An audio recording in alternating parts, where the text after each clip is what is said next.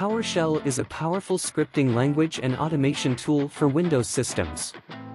Here are some fundamental concepts and examples to help you begin your journey with PowerShell scripting. To create scripts and run them, you need an editor, and I use Visual Studio Code.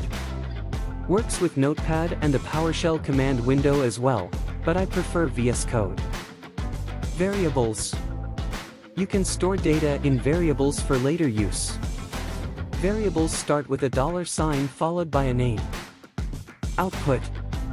You can display the value of a variable or the result of an operation using righthost or simply by typing the variable's name. Comments. Use hashtag to add comments to your code.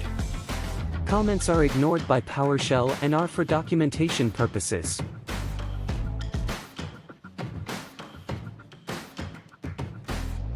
User input. You can prompt the user for input using the readhost command. Print it to the terminal using righthost.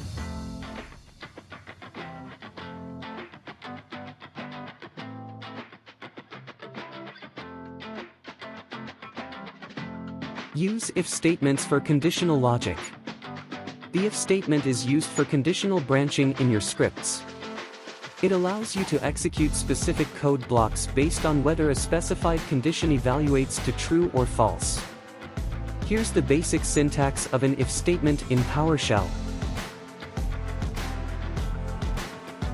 Loops. PowerShell supports for, while, and for each loops. Here's a simple for loop. In this example, the loop initializes I to 1, checks if I is less than or equal to 5 in each iteration, and increments I by 1 after each iteration. It prints iteration 1 through iteration 5.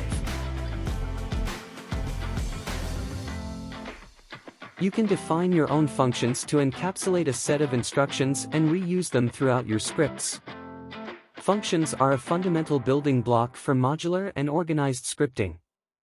Here's how you can create and use functions in PowerShell.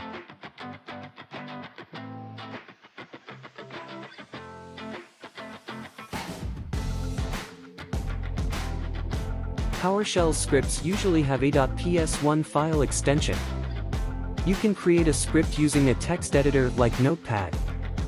To run scripts in the terminal, type /script name.ps1.